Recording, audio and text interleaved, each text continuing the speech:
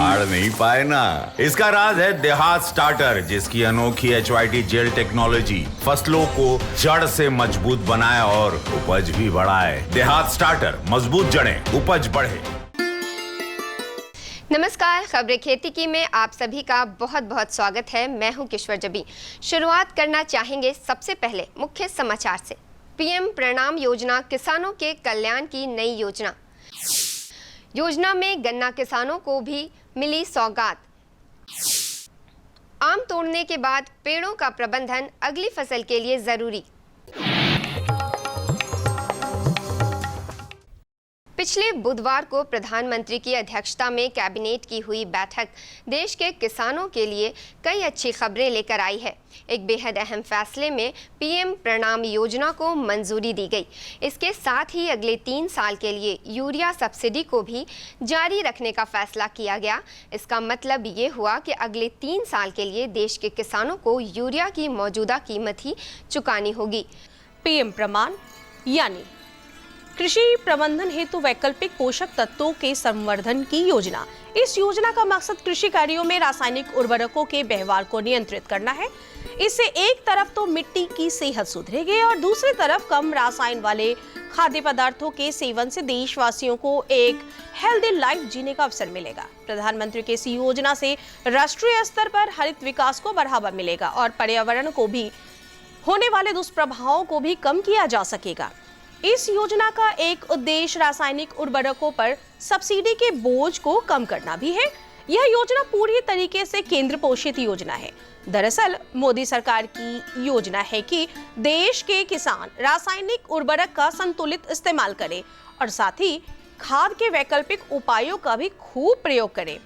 इसके लिए राज्यों को भी प्रोत्साहित किया जाएगा। उर्वरक सब्सिडी से बचत होगी, उसका 50% राज्यों को वैकल्पिक उर्वरकों एवं अन्य विकास कार्यों के लिए दिए जाएंगे। प्रधानमंत्री नरेंद्र मोदी के नेतृत्व वाली सरकार ने खरीफ फसलों के MSP को तो पहले ही बढ़ा दिया था। विशेष पैकेज में गन्ना किसानों को भी राहत दी गई है। गन्ना पेराई के अगले सत्र के लिए गन्ने के उचित एवं लाभकारी मूल्य को बढ़ाकर 315 रुपए प्रति क्विंटल करने का फैसला किया गया है। विशेष पैकेज में साल 2023-24 सत्र के लिए गन्ने के FRP 10 रुपए प्रति क्विंटल की बढ़ोतरी की गई है। FRP सरकार द्वारा घोषित मूल्य है, जिस पर चीनी मिलें किसानों से खरीदे गए गन्ने का भुगतान कानूनी रूप से करने के लिए बाध्य है।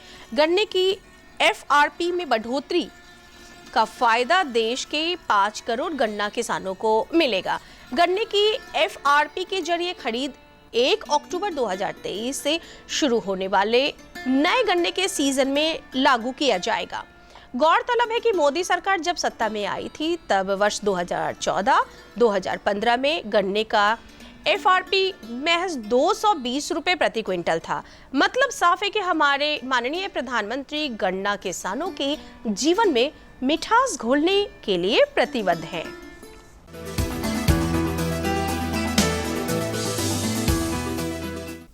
हमारे प्रधानमंत्री की पहल से साल 2023 को मोटे अनाजों के अंतर्राष्ट्रीय वर्ष के रूप में मनाया जा रहा है। प्रदेश सरकार भी मोटे अनाजों की खेती को प्रोत्साहित करने के लिए किसानों को जागरूक कर रही है। आज हम आपकी मुलाकात वैशाली जिले के मीनापुर गांव की महिला किसान अनीता देवी से करा रहे हैं, जो मक्का की खेती कर रही हैं। इन्होंने 15 कट्ठे में मक्का की खेती की है और लागत के 2 गुना मुनाफे के प्रति निश्चिंत हैं।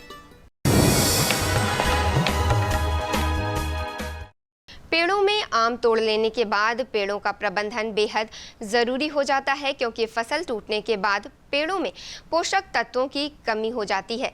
इसके लिए किसान भाइयों, आप आम तोड़ने के बाद इसी जुलाई माह में पेड़ों की जड़ों में 50 किलोग्राम कंपोस्ट और 2 किलोग्राम यूरिया आदि खाद डालकर छोड़ दें। इसके साथ ही पेड़ों से सूखी या रोगग्रस्त टहनियों को काट कर हटा दें। अक्टूबर माह में आम के बगीचे की जुताई कर दें और वृक्ष के तनों की पुताई भी कर दें। ये सारे कार्य अगले वर्ष भी अच्छी फसल के लिए बुनियाद का काम करेंगे। आलू प्याज के बाद अगर किसी सब्जी का जिक्र होता है तो वो है टमाटर। टमाटर का प्रयोग सलाद के अलावे अन्य सब्जियों का जायका बढ़ाने के काम आता है।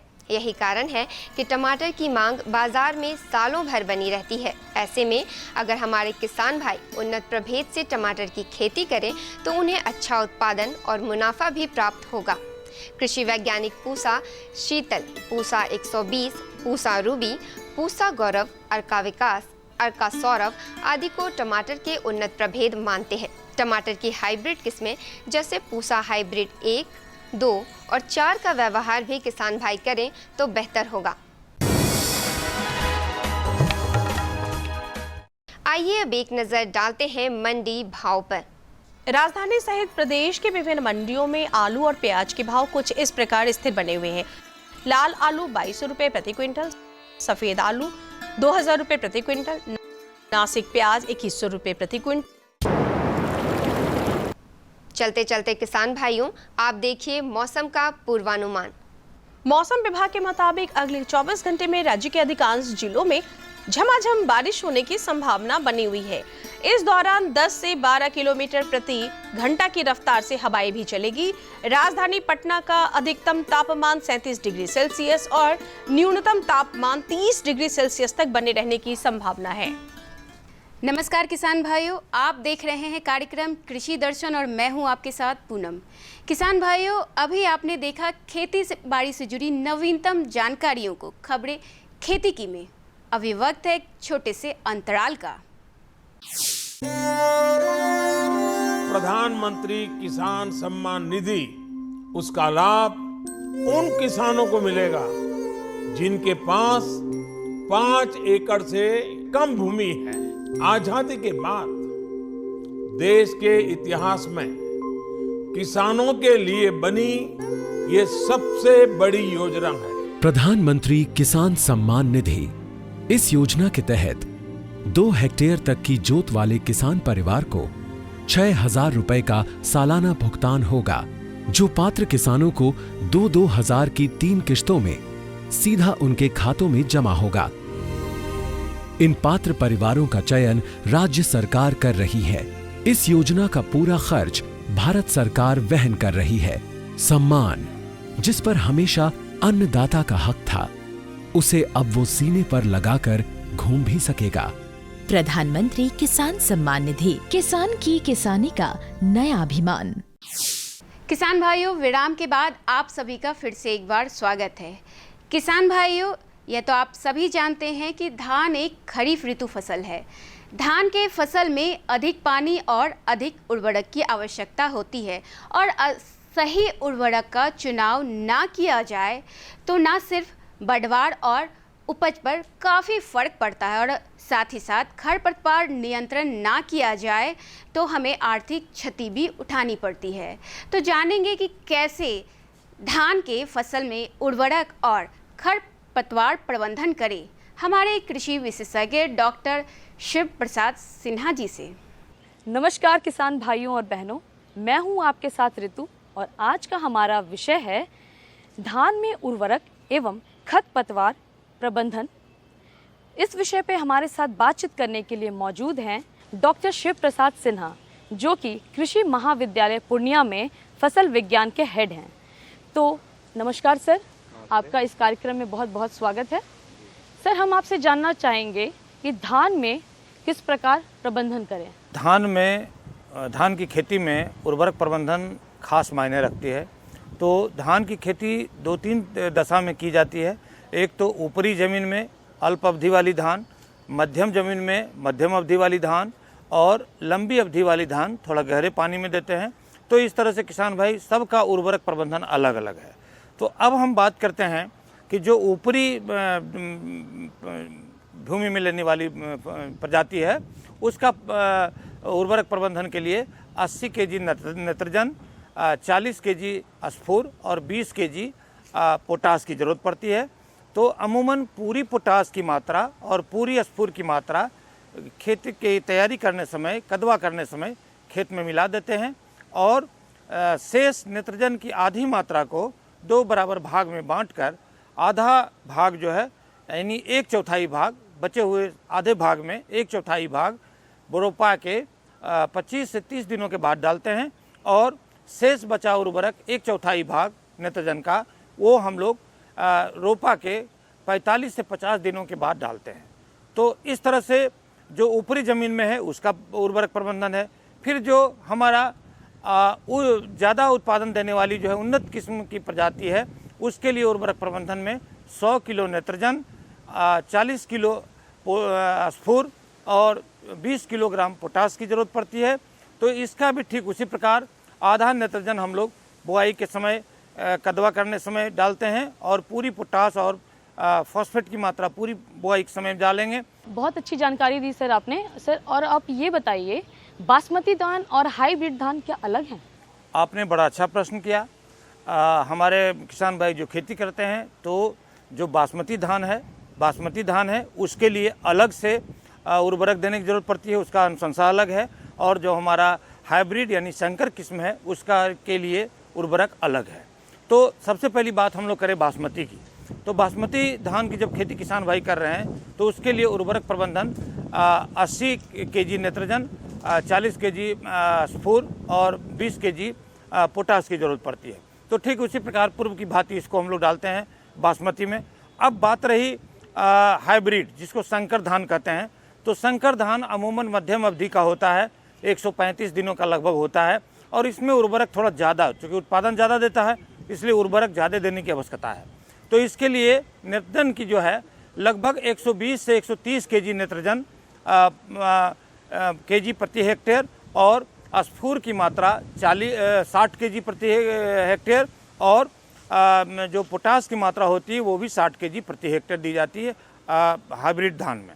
लेकिन हाइब्रिड धान में जो है पूरा स्फूर की मात्रा और आधी नेत्रजन की मात्रा बुआई समय मिट्टी में मिलाते हैं और करीब करीब जो हमारा पोटास है उसका 75% यानी लगभग 100 KG potassium muriate of potash डालना पड़ता है। म्यूरेट ऑफ पोटास उसमें 75 केजी डालना है बुआई के समय कदवा में और 25 केजी शेष जो बचा हुआ पोटास है उसको जब धान में बालियां निकलने लगती है हाइब्रिड के केस में तो उसमें उस समय 25 किलोग्राम उस समय डालते हैं। जी सर, अब मेरा दूसरा सवाल आपसे ये है, धान में खरपतवार प्रबंधन कैसे करेंगे? रोपा जो किसान भाई करते हैं तो 20 सेंटीमीटर से कतार की दूरी यदि 20 सेंटीमीटर रखते हैं तो उस केस में किसान भाई एक कोनो बीडर आता है, उस कोनो बीडर को चला सकते हैं 15-15 दिन के अंतराल पे 2 बार। इस कोनो बीडर चलाने से खरपतवार का नियंत्रण हो जाता है और इस कोनो बीडर चलाने से जड़ों में पौधों की जड़ों में हवा का आवागमन हो जाता है जिससे जड़ों का विकास होता है और ज़्यादा कल्ले निकलते हैं और खरपतवार भी नष्ट हो जाते हैं जो हमारे फसलों के दुश्मन हैं, सबसे बड़े दुश्मन है खरपतवार। तो इस तरह से खरपतवार का कोनो बीडर चला के आप निदान कर सकते हैं। और किसान भाई जहां कोनो बीडर का प्रबंधन नहीं किए या कोनो बीडर नहीं चला पाए तो फिर रासायनिक खरपतवारनाशी का प्रबंधन बड़ा जरूरी है। तो रासायनिक खरपतवारनाशी के लिए किसान भाई रोपा के समय क्या करेंगे कि जब रोपा हो गई, रोपा के 1 वीक के अंदर यानी 4 से 5 दिन के अंदर किसान भाई क्या करेंगे कि एक जो है प्रेटिला क्लोर एक दवाई आता है, उस प्रेटिला क्लोर जो है खरपतवारनाशी है, उस प्रेटिला क्लोर का करीब 3 किलोग्राम 2.5 से 3 किलोग्राम या 2.5 से 3 लीटर प्रेटिला क्लोर को हम लोग 1000 लीटर पानी में डालेंगे और उसको खेत में रोपा के 2-3 दिन 4 दिनों के बाद 1 सप्ताह के भीतर इसका हम दे देंगे। इससे क्या हो जाएगा कि हमारे धान के खेत में जो सबसे ज़्यादा होता है सांवा, सामी और ये मड़ेर वगैरह इस तरह से जो खरपतवार होता है जो धान का बहुत बड़ा परेशानी करने वाला दुश्मन है हमारा खरपतवार, इसका नाश हो जाता है। जी सर, आपका बहुत बहुत धन्यवाद, आपने अच्छी अच्छी जानकारियाँ दी। सर जाते जाते आप हमारे किसान भाइयों को कुछ सलाह देना चाहते हैं? हाँ, तो किसान भाई देखेंगे कि यदि आप रोपा कर लिए हैं और 35 दिन से 45 दिन के भीतर एक मल्टीप्लेक्स सूक्ष्म पोषक तत्व तरल है जो कर्नाटक एग्रो का आता है, इसका 1.5 लीटर 500 लीटर पानी में घोल के और इसको करीब 35 से 45 दिन के भीतर यदि आप छिड़काव कर देते हैं परनीय तो निश्चित रूप से आपका धान का उत्पादन 20 से 25% बढ़ जाएगा। तो ये काम किसान भाई जरूर करेंगे। खरपतवार का नियंत्रण अच्छा से करेंगे। कोनो बीडर है तो कोनो बीडर से कर लें, और कोनो बीडर नहीं है तो फिर आप जो है खरपतवार रासायनिक खरपतवार नाशी से कर लें, और जल प्रबंधन का ध्यान रखें, उर्वरक प्रबंधन का ध्यान रखें, तो निश्चित रूप से किसान भाई ज़्यादा से ज़्यादा उत्पादन ले सकेंगे और ज़्यादा से ज़्यादा मुनाफा आपको मिलेगा। इस कार्यक्रम में आने के लिए सर आपका बहुत बहुत धन्यवाद। जी, आपको भी धन्यवाद। अरे भाई रामेश्वर, क्या बात है, बड़े परेशान दिख रहे हो? सोच रहा था कि अभी तो हाथ पांव चल रहे हैं तो खेती कर पा रहा हूँ, कल को जब इनमें ताकत नहीं रहेगी गुजारा कैसे होगा? पेंशन से। पेंशन? हाँ, और वो भी हम जैसे किसानों के लिए। अब हम जैसे छोटे किसान भी 60 साल के होने पर 3000 रुपए मासिक पेंशन पा सकते हैं। सच में? हाँ, चलो मैं तुम्हें दिखाता हूँ। 18 से 40 वर्ष की आयु के लघु और सीमांत किसान इस स्वैच्छिक और अंशदायी पेंशन योजना में 55 रुपए से 200 रुपए की मासिक किस्त देकर प्रवेश कर सकते हैं। भारत सरकार भी हर महीने किसान के बराबर किस्त का योगदान करेगी। कभी नहीं सोचा था कि हम जैसे किसानों की भी पेंशन का सपना कभी सच होगा। प्रधानमंत्री किसान मान धन योजना, अन्नदाता के परिश्रम को संबल, पेंशन से सुरक्षित उनका कर। नजदीकी जन सेवा केंद्र जाकर इस योजना से जुड़ें।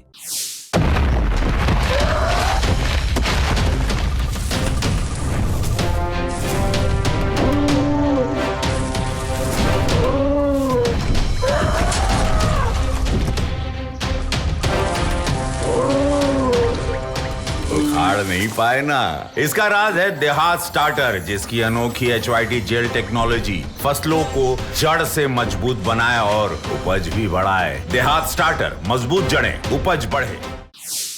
अब रुक करते हैं हमारे अगले सेगमेंट की ओर।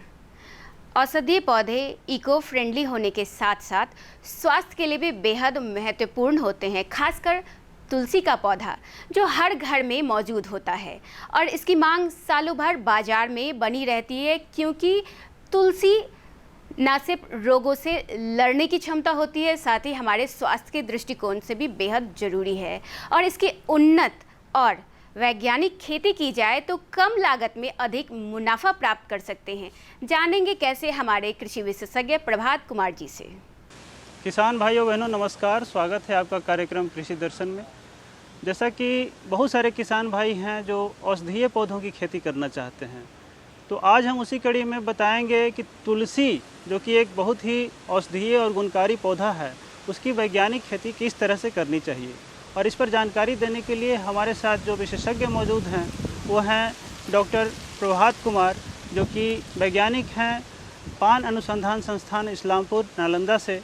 तो हम जानना चाहेंगे उनसे कि किस तरह से वैज्ञानिक खेती की जाए ताकि हमारे किसानों को लाभ हो। तो सर बहुत बहुत स्वागत है हमारे कार्यक्रम में आपका।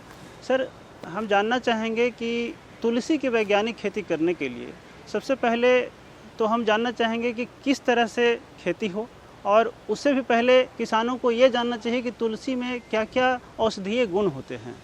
तो सर सबसे पहले औषधीय गुणों के बारे में बताया जाए। किसान भाई नमस्कार, मैं आपको तुलसी की जो है औषधीय गुण बता रहा हूँ। तुलसी एक काफ़ी जो है आयुर्वेद के हिसाब से तुलसी को जो है कई रोगों के उपचार में इसकी मदद ली जाती है। यह जो है एक प्रकार का कफ नाशक के रूप में उपयोग में लिया जाता है। इनके पत्तियों का काढ़ा बनाकर पीने से कफ दूर होता है। दूसरा, ये हाई ब्लड प्रेशर को भी कंट्रोल करता है, और यदि किसी व्यक्ति में अगर ग्लूकोज लेवल की मात्रा यदि बढ़ गई है तो उसके नियंत्रण में भी ये मदद करता है। अभी तो आपने बताया कि कैसे मतलब क्या क्या गुण हैं इसमें, इससे हमारे किसान भाई समझ पाए होंगे कि तुलसी का क्या महत्व है।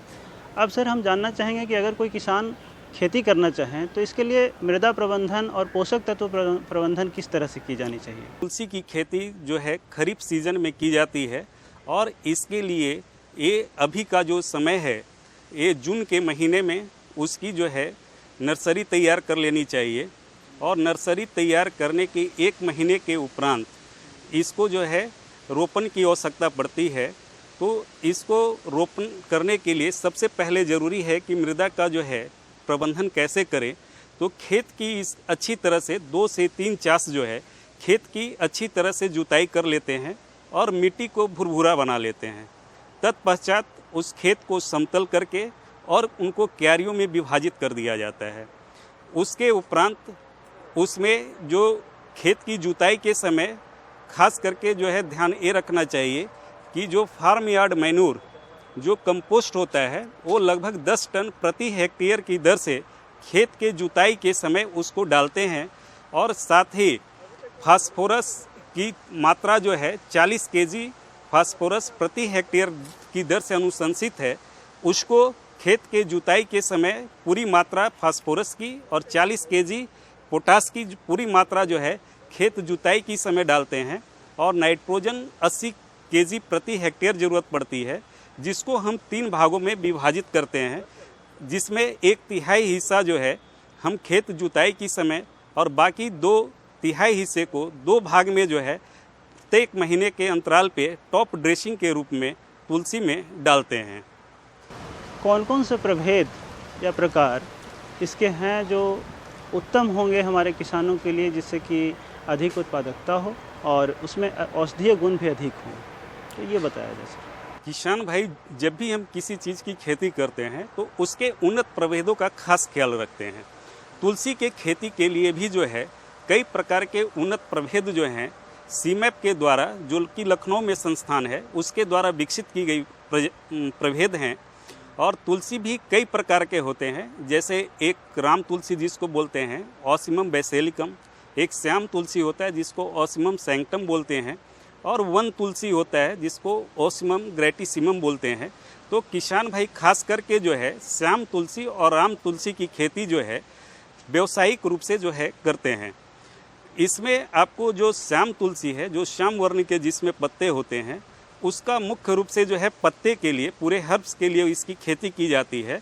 और इसके जो उन्नत प्रभेद हैं वो है आपका जो है सिम अग्नेया और जो है सिम आयु, इसकी उन्नत प्रभेद हैं। और उसी प्रकार जो है ऑसिमम बैसेलिकम, जिसको हम राम तुलसी के नाम से जानते हैं, और इसको खास करके जो है इसकी खेती जो है ऑयल प्रोडक्शन के लिए किया जाता है, चूँकि इसमें ऑयल की मात्रा जो है सैंक्टम के तुलना में ज़्यादा होती है। तो इसकी जो उन्नत प्रभेद हैं वो हैं सिम सोमिया वैरायटी, जो आपको लगभग 90 से लेकर 100 दिन में ये तैयार हो जाती है। सर, अगला सवाल हमारा जो है कि तुलसी से कितनी उत्पादकता ली जा सकती है प्रति हेक्टेयर या प्रति बीघा के दर से देखें, और इसमें क्या क्या प्रसंस्करण विधियां होती हैं आगे चल के, है ना, इसके बारे में ज़रा हमारे किसान भाइयों को बताया जाए। तुलसी की जो उपज होगी आपको प्रति हेक्टेयर जो है उसमें 20 से लेकर जो है 25 क्विंटल प्रति हेक्टेयर जो है हर्ब्स, यानी कि जो शाखीय पार्ट है, संपूर्ण पार्ट, उसका उत्पादन होता है। और इसमें लगभग तेल की जो मात्रा होती है वो 0.3 से लेकर 0.4% होती है। तो इस प्रकार वो लगभग जो है 80 से लेकर जो है 100 केजी तेल जो है प्रति हेक्टेयर की दर से इसकी उपज होती है। अब ज़रूरत है कि इसकी प्रसंस्करण हम कैसे करें। तो इसके प्रसंस्करण के लिए तुलसी के जो पौधे हैं उनको पुष्प क्रम के समय, यानी कि जब वो पुष्प की अवस्था में आ जाती हैं तब उनकी कटाई की जाती है। वो ज़मीन से जो है 15 सेंटीमीटर ऊपर जो है तने की कटाई करते हैं। उसके उपरांत जो है जो शाखा है तुलसी की, उसको आसवन विधि के द्वारा जो है डिस्टिलेशन, ऑयल डिस्टिलेशन यूनिट में ले जाया जाता है और उससे जो है तेल निकाला जाता है। और ये तेल के लिए जो है आपको ऑयल डिस्टिलेशन यूनिट जो है लगाने की आवश्यकता पड़ती है। और आजकल जो है ग्रीन टी के रूप में भी जो है तुलसी के पत्तियों का इस्तेमाल हो रहा है। तो हम उनकी पत्तियों को तोड़कर जो है छाये में जो है उसको सुखाते हैं और उसके बाद उसकी पैकेजिंग करके जो है उसको बाज़ार में जो है बेची जाती है, जिसका इस्तेमाल जो है कॉस्मेटिक इंडस्ट्री में भी किया जाता है और फार्मास्यूटिकल इंडस्ट्री में जो है खास करके आयुर्वेदिक दवाओं के निर्माण में इसका जो है उपयोग किया जाता है। सर, आप हमारे कार्यक्रम में आए और आपने इतनी अच्छी जानकारियाँ दी, इसके लिए आपका बहुत बहुत धन्यवाद। और उम्मीद करते हैं कि हमारे किसान भाई इससे लाभ उठा पाएंगे। नमस्कार। आप सभी किसान बंधुओं को जो है मेरे तरफ से नमस्कार। किसान भाइयों, तो अभी आपने देखा धान से और औषधीय पौधे खासकर तुलसी के बारे में। अब वक्त हो चला है आपसे विदा लेने का। मिलते हैं हम फिर अगले अंक में कुछ नई और महत्वपूर्ण जानकारियों के साथ। तब तक मुझे और हमारी पूरी कृषि दर्शन टीम को दीजिए इजाज़त। नमस्कार।